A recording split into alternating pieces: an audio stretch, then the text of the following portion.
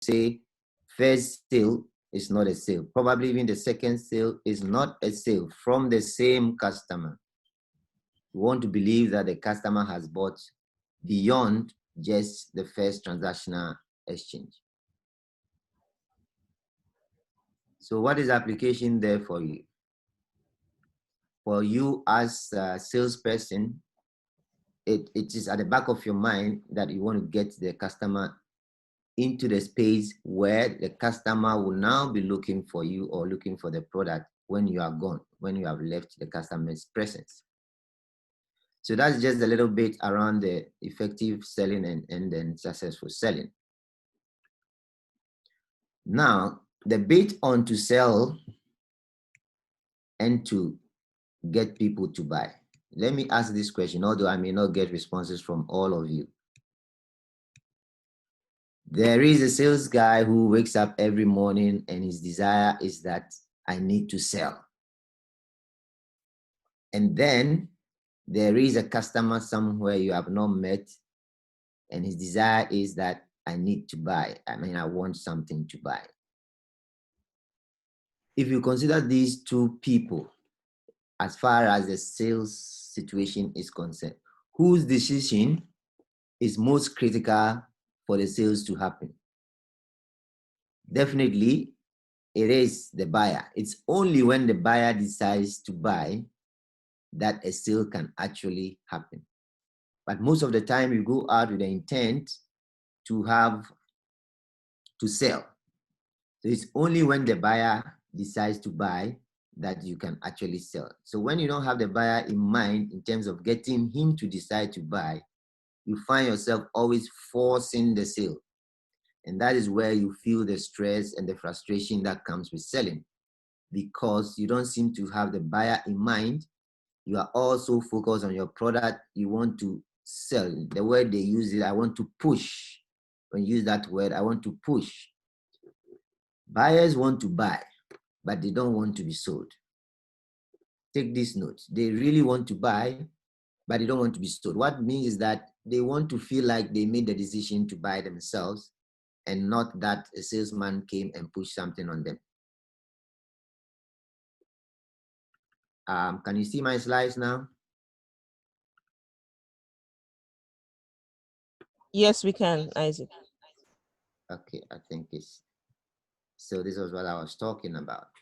So there is this doctor who wants to prescribe, and in fact, he goes up every day thinking of how he can get the best to prescribe for his patients. And this salesman wakes up every morning thinking of how he's going to sell his product. Turn the tables. If you woke up every morning and you thought of how I can get this doctor to decide to buy instead of how I can push this product on the doctor, that is where the tables start to turn. And so the contemporary concept of selling is less of I want to sell and more of I want to get the customer to buy. Like I said, they want to buy, but they don't want to be sold. Now, what does the customer really want to buy? The customer buys only two things. The first one that comes to mind, because you have a product selling, is that I need to identify the customer's need so that I can sell a solution to the customer. Yes, this is traditional and this is orthodox and this is obvious enough. It is obvious if I want water to drink because I'm thirsty. It is obvious if I want a product to take care of my diabetic patient because he's diabetic. It is obvious. But what is not obvious to us as salespeople is the feeling and emotion of the customer, because it's only the customer that can feel. The little work that has been done in the last 10 to 15 years on human beings, who are all customers anyway, is that they feel in the course of buying.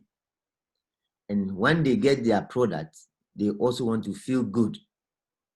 And this is a fundamental feeling, the fundamental need of the human being, to feel good and be happy. So the customer buys two things, and you normally forget the second one, which is the happiness, the good feeling one. So you want to leave the customer's place, not only getting him satisfied with the solution, but also getting him feeling good through the process of selling, which is before, during, and after. And I'll share a few things with you on that. So like I said, the solution comes in what you are selling, which is the product. And most solutions are as a result of convenience you are providing for the customer.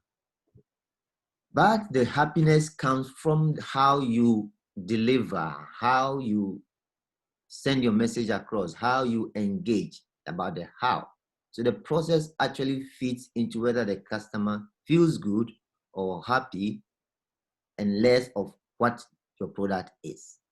This is for you to be very mindful of because human beings are not less than 70% emotional. We make emotional decisions and rationalize our decisions logically, but we cannot explain our emotions to you. We can only discuss logic with you. That is why I tell you the product is good because it quenched my thirst. But when I asked you to bring the product at 4 o'clock and you brought it at 7 p.m., you don't know how I'm feeling. And I'm not telling you that one. And that may be the reason why I will not call you again. And that may be the reason why you will not have the effective selling you are looking for. Because you got me the product, but you didn't let me feel good about it. So it is the solution plus the happiness that gives you the effective selling. In other words, it is the product and the process that gives you the effective selling. For what we need to do today in terms of leveraging our strengths and personality, you can see that we don't have any influence on the product. The product is the product. It has its features and benefits.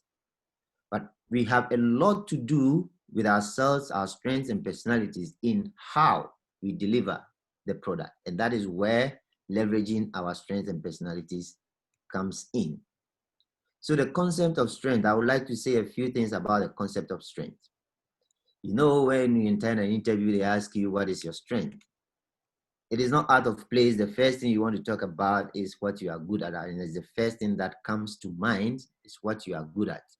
And actually, people will point out to you because this is what they see as far as your strength is concerned. But the new concept of strength goes beyond what you are good at. Actually, you need to also be mindful of what boosts your energy whilst you are doing before, during, and after the activity that you are involved in. So, for example, you can take examples of several things you are good at, but you don't like. Several things that you are good at that when you start, you wish you just end it. Several things that you are good at that when you have to do them, when you think of doing them, you don't really like it.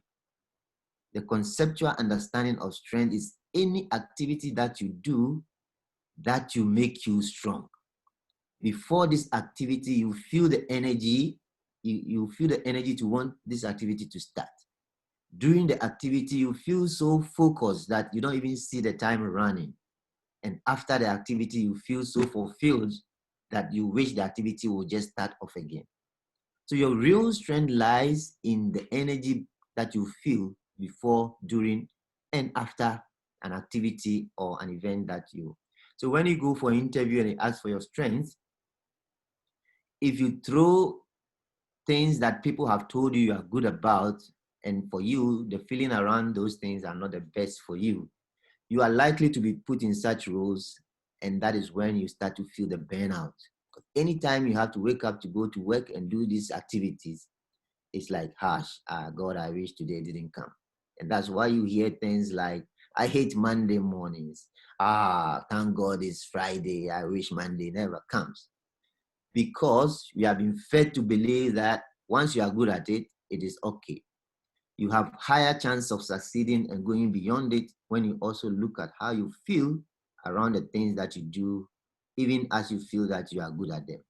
This is a little Venn diagram that I use to align to help you figure out how you are fitting into your purpose on earth. Of course, the things that the world will pay for, the things that the world will actually lead probably may not be in your control.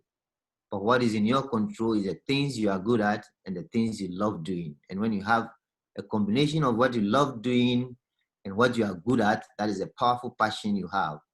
Probably when the world is ready to pay for it and they need it, then it flows into money. So watch this, because this is going to lead into how you approach your customer, which is the process side. How you feel leads you to do the preferable things that you like to do. And so it fits into your personality as well, because it's the feeling that is driving the action. So going forward, it is important that you identify these strengths of yours. So when they ask you, or when you want to take any step in terms of career progress or advancement, it is clear to you what you are stepping into, so you don't step into the wrong environment. When you go for work interview and you need to ask, what will I be doing? I've interviewed a number of salespeople, and you ask them, what do you know about this job? Okay, they virtually know nothing about the job. All they know is that they like it, they want to do it.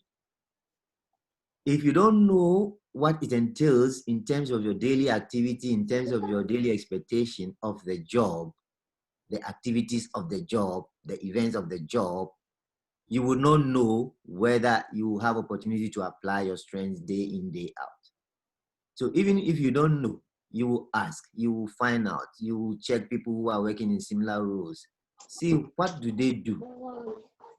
Because sometimes you don't see what they do, you only see a fraction of what they do, and it could be all that you have seen. And then when you get into the job itself, you find out that no, this job, I wish I didn't take it, because I didn't get a full picture of it. So your strength is not just what you are good at. You may be good at it, and more importantly, it is that which boosts your energy. It is that gives you the fulfillment. It is that gets you focused, and it is that gives you the fulfillment that you. A quick one now into personality. So we say, as many customers as we have in terms of personality, so should we also have for salespeople. So what I mean is, for the 7 billion people out there with the 7 billion personalities, as you may put them, it is fair that we have similar corresponding salespeople with such personalities. Because if we have to sell to all these people, then all these people will want to welcome and accommodate the people who have similar personalities that they can sell. What is personality? There are several complex definitions, and I like to use a simple definition of how we naturally prefer to do things. It doesn't mean that I cannot do something else, but this is the preferred way. This is my preferred way. This is what comes to mind first time. This is how I want to do it first time when it comes to mind. So left to me alone, probably I would wish that I'm left like this and I continue to live like this in my personality. What it means is that given the opportunity, I would like to work within my personality. And like I said, the emotions and feelings that you drive in your personality feeds into your strengths. And therefore, when you are working in your strength and personality, you are more or less on top of your game, because you feel it, the boosting energy, you feel the fulfillment, and then you feel the focus that comes with it. There are several personalities. At this stage, I don't know, maybe I could ask, those of you who were able to take the test, you could send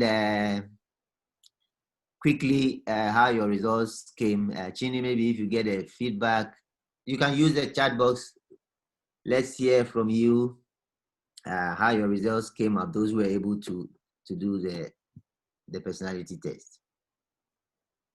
We just use 2 minutes for this. Yes, please, you all can comment in the chat room.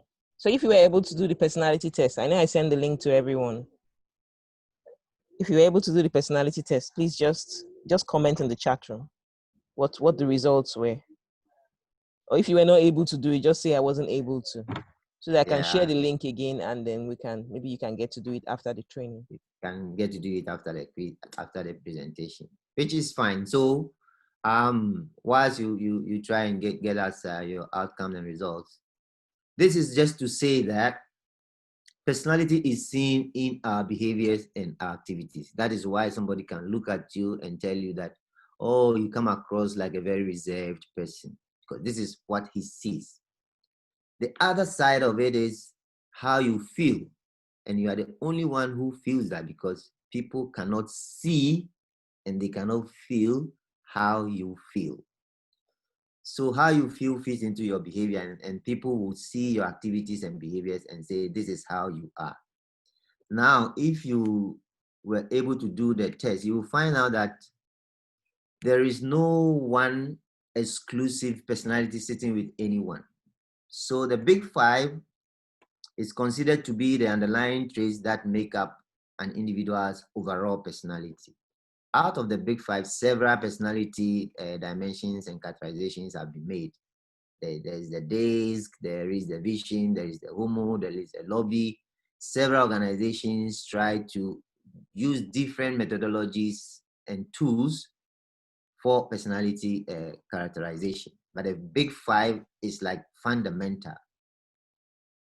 There is no one person who has exclusively just one of these. That is to say that everybody has a level of openness, everybody has a level of agreeableness, extraversion, conscientiousness, and emotional stability, but into different extent and different levels. So where you are biased upon a certain dimension, then you are seeing more of such.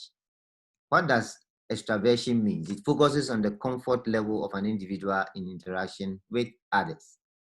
So to the extreme positive end of extraversion is this outgoing, talkative, assertive person as he has been seen to be.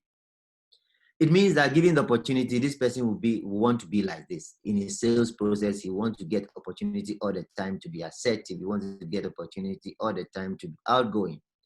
What if the customer is not comfortable with such personality? And to our topic today, if this is my personality or my dominant personality, and I need to engage a customer who has an opposing personality, how do I become successful in my sales process so that I get an effective sales going? And that is what we will learn. So bear in mind, when you go back and do the test, you have your different shades and biases and extents of your personality in the big five. And that gives you an idea of where you sit, because you need first to know who you are, which is identify your personality before you can think of how do I leverage this personality. First, identify your personality before you can know how to leverage their personality. I know a few people in the participants who have already taken some of the more advanced personality tests and have had their reports. So some come with very detailed report telling you what you're likely to do every morning and things like that. It is a very powerful exercise to do. Even if you have to pay a little money to do an extensive personality test, it helps. One, it puts you in a good state to know who you really are and what kind of life you can endure and not survive. What kind of role you can endure and not survive, right? Conscientiousness comes with the extent to which the individuals show consistency and reliability when it comes to work or events. So these people are seen to be very highly responsible. I mean, you can depend on them. They come across as very organized.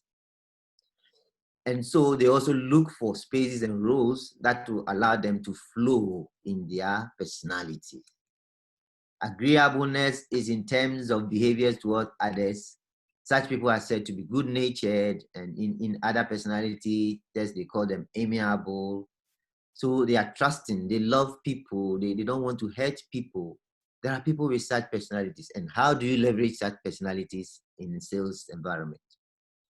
Emotional stability comes with the ability to control or manage your emotions when events are all over the place. How secure do you come across? Is how confident when you get up to make a presentation and then the light goes off and everybody is shouting and they say 9 o'clock and you get there at 9:15 and everybody is shouting at you. How do you respond? How do you react? There is no better personality than another. We just have different personalities.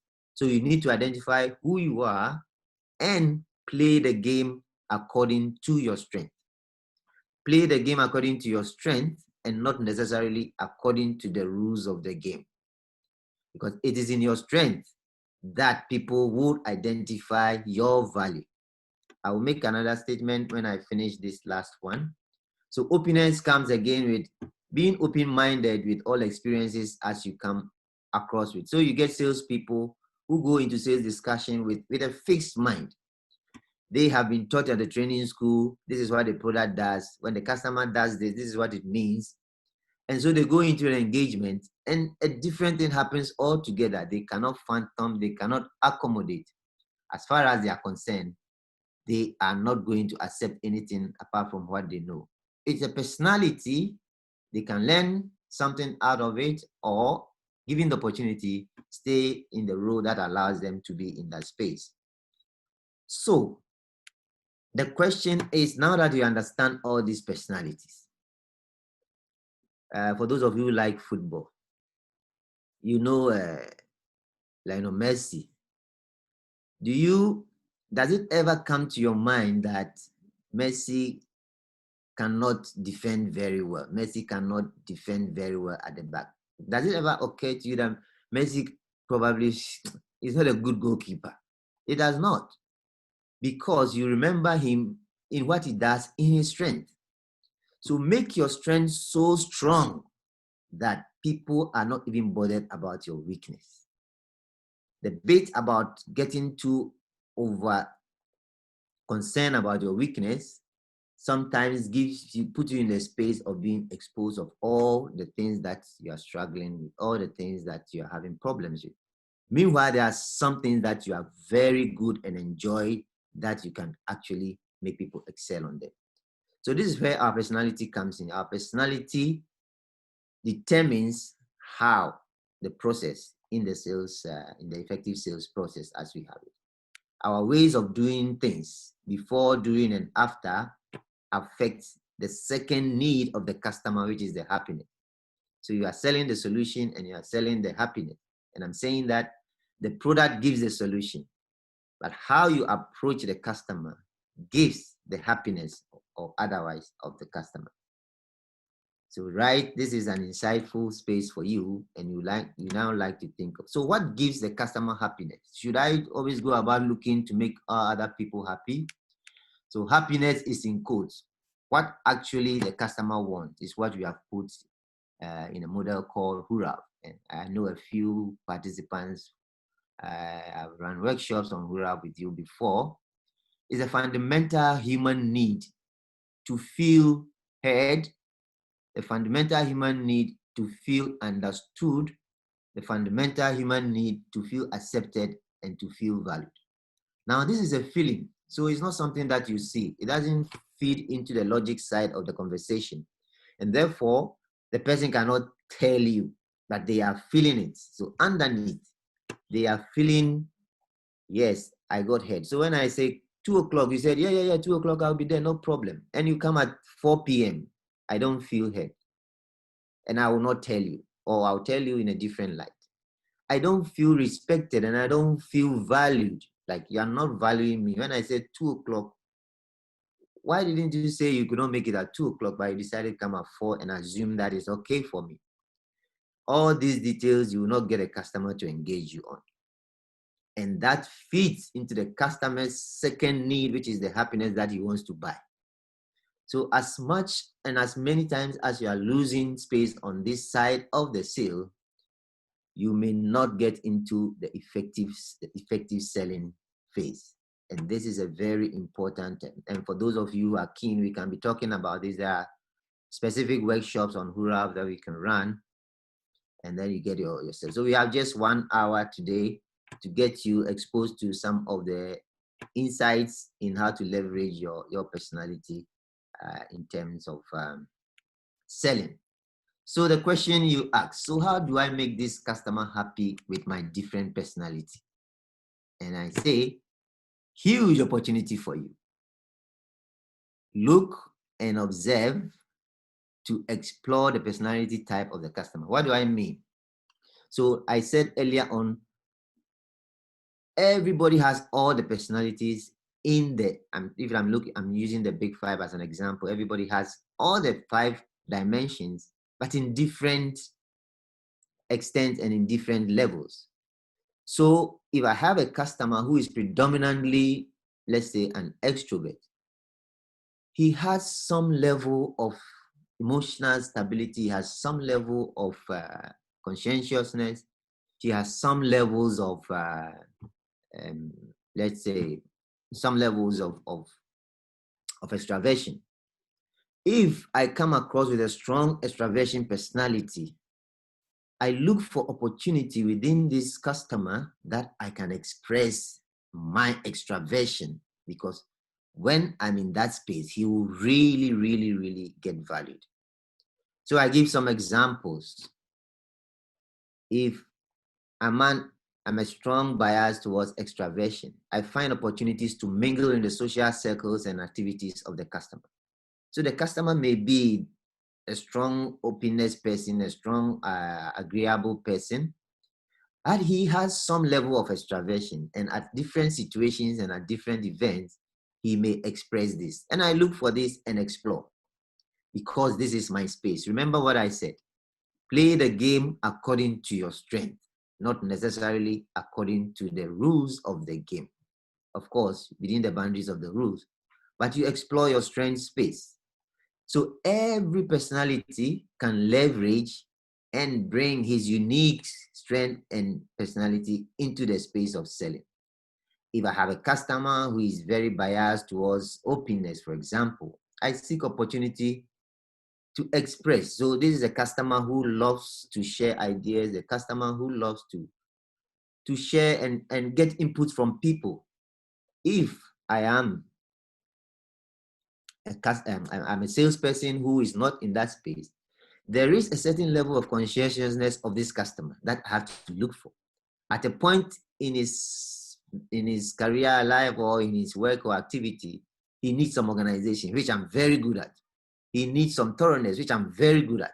I explore and look for these opportunities and try to bring my strength to bear, try to bring my personality to bear. This is how I make him feel heard. This is how I make him feel understood. This is how I make him feel respected, valued, and accepted as I should.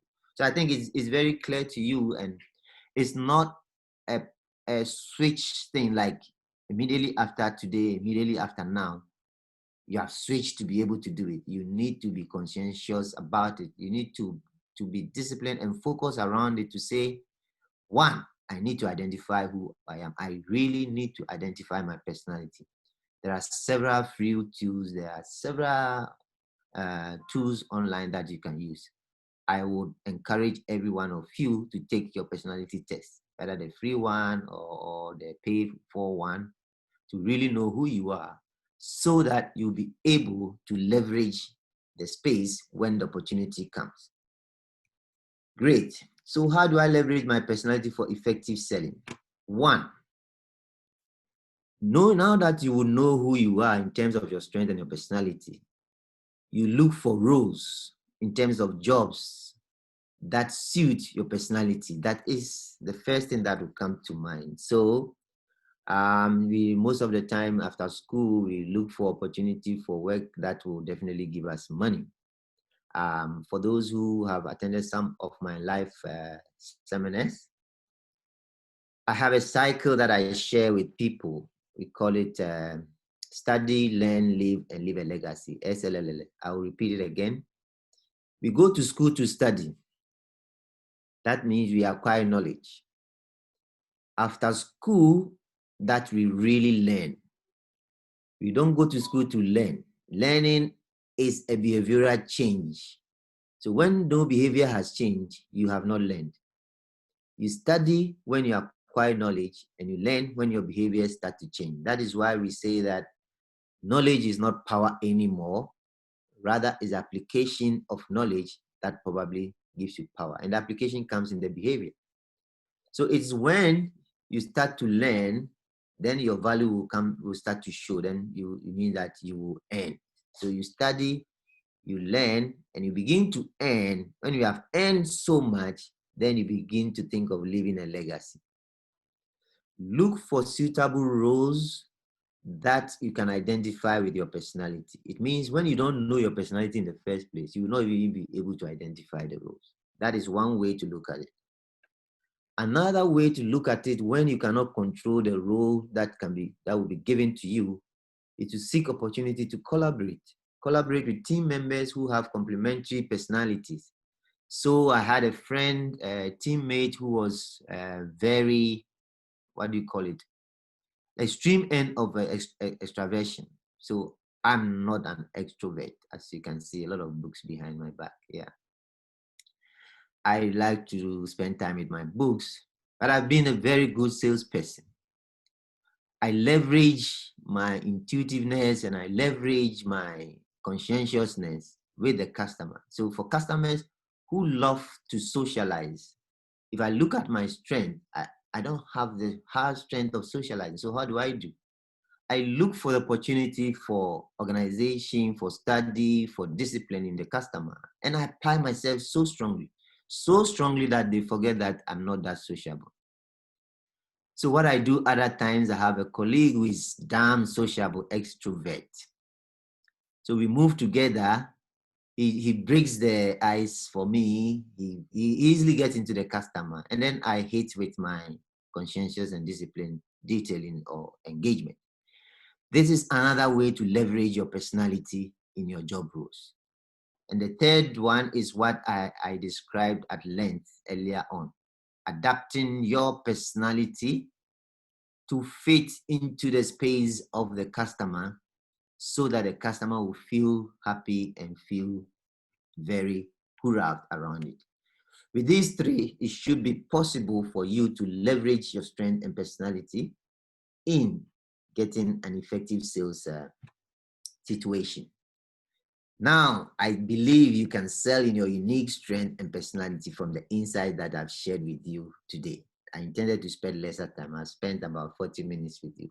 I think the discussion will be more engaging and more interesting than the presentation.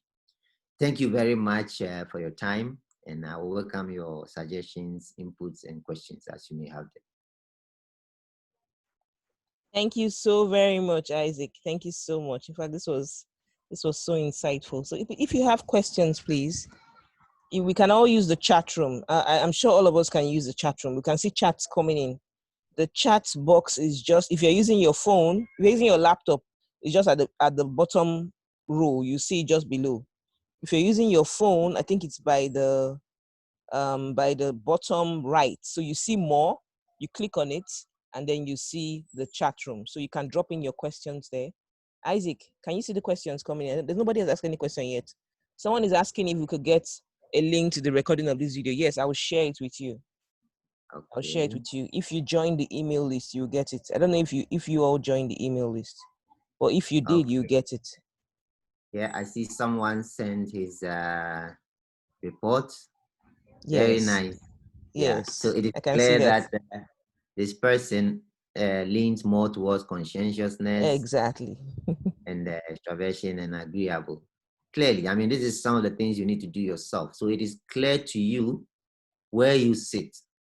If you attended a job interview, it is clear to you where your strength lies and what your personality is. And you are not shy to ask.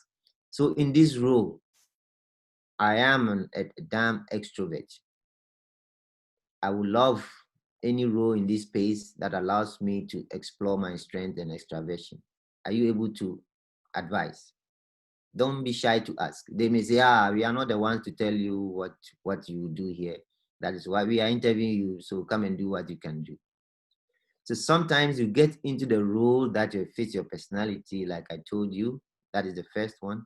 Other times you don't get the role that fits your personality, and you may need to use the two other alternate tools, either collaborating or adapting and exploring the personality of the customer so that you can apply your strengths in there.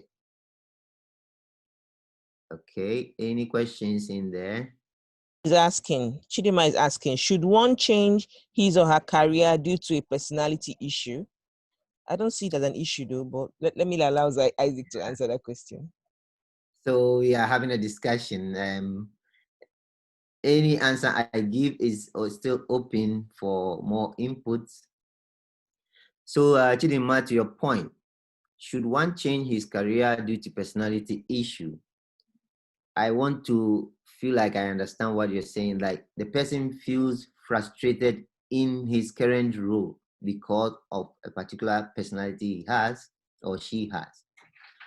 If you have the opportunity and if it makes sense in terms of economy, in terms of all that we talk about.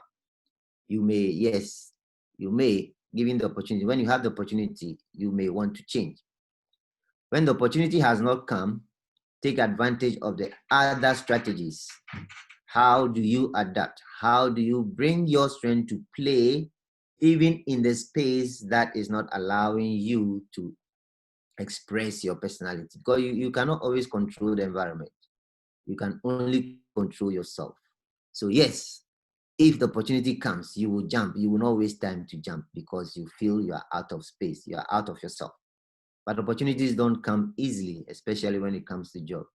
So the two other strategies are something you would love to also learn around it and start to practice it. That's the little I can say there. Chine, you want to say something on that? I think you did a great job, Isaac. Chidima, was your question answered?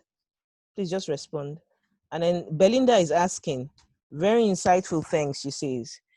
Please, about the leveraging on your personality. What if you find yourself in an environment where you're supposed to work alone? I guess she's asking, what do you do in that kind of situation? Yeah, exactly.